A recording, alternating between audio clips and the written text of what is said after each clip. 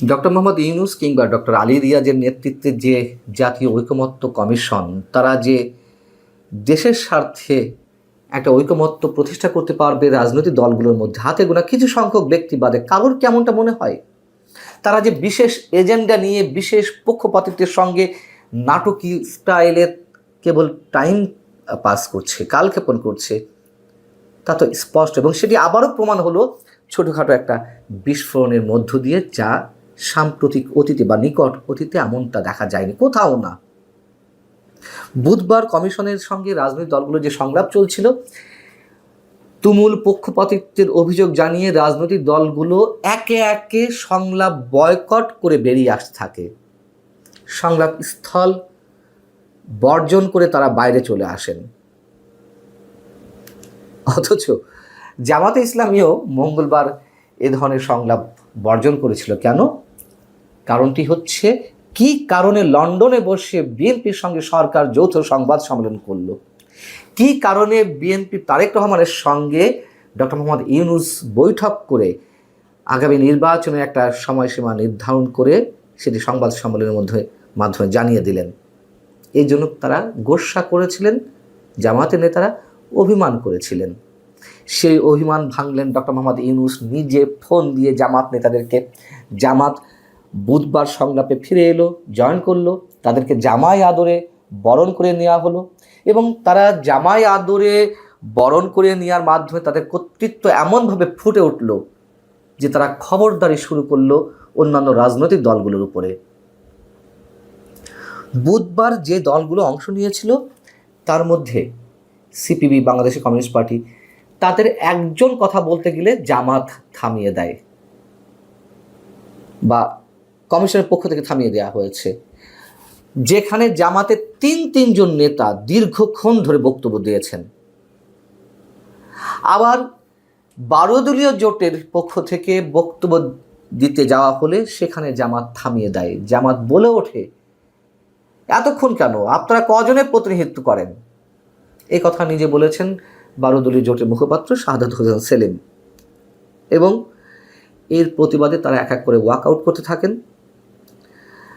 গণফোরামও walkout করে। গণফোরামের সাধারণ সম্পাদক মিজানুর রহমান, তিনি সংলাপ থেকে বেরিয়ে এসে বা সংলাপের মধ্যেই তিনি বলে ওঠেন, কিসের সংলাপ, কার সঙ্গে সংলাপ? চরম পক্ষপাতিত্বের অভিযোগ তিনি তোলেন। জামায়াতের 3জন বক্তার মধ্যে যখন একজন অপ্রাসঙ্গিক বিষয়ে কথা বলতে থাকেন, তখন 12 দলীয় জোটের মুখপাত্র শাহাদাত হোসেন সেলিম আপত্তি জানান। তিনি বলেন যে আমাদেরকে কথা বলতে দেওয়া হচ্ছে না, এখানে অপ্রাসঙ্গিক বিষয়ে কথা বলতে দেওয়া হচ্ছে, তার একাধিক ব্যক্তি কথা বলছেন।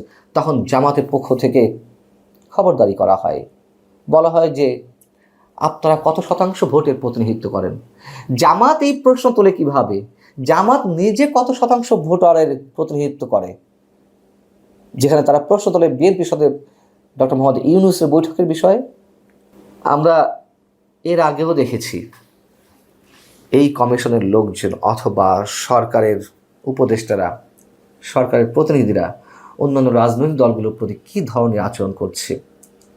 জাতিসংঘের মহাসচিব অ্যান্টনিও গুতেরেস যখন বাংলাদেশ সফরে এলেন, তখন জাতিসংঘের বাংলাদেশের আবাসিক কার্যালয়ের পক্ষ থেকে রাজনৈতিক দলগুলোর সঙ্গে একটি সংলাপের আয়োজন করা হয়েছিল।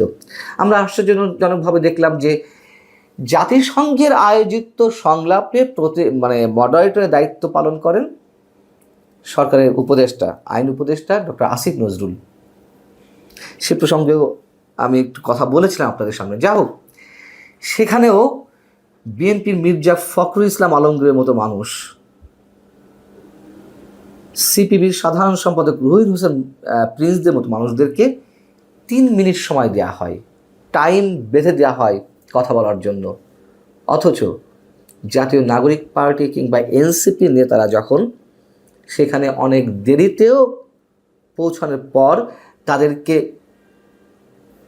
15 মিনিট 20 মিনিট পর্যন্ত কথা বলার সুযোগ দেওয়া হয়, সেখানে বর্তমান সরকারকে পেছন থেকে যারা পরিচালিত করছে, তারা অন্যান্য রাজনৈতিক দলগুলোর প্রতি কী ধরনের আচরণ করছে সেটা তো দিনে দিনে খুব স্পষ্ট হয়ে উঠছে। এবং এই যে কমিশন খেলা নাটক, আমাদের কাছে একেবারে স্পষ্ট হয়ে গেছে, কিচ্ছু না, এগুলা কিচ্ছু না।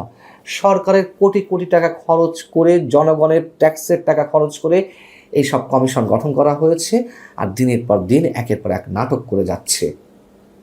এবং আমার ধারণা ভবিষ্যতে এই কমিশন আর কতদিন রাজনৈতিক দলগুলোর সঙ্গে সংলাপ চালিয়ে যেতে পারবে তা নিয়ে যথেষ্ট সন্দেহ রয়েছে।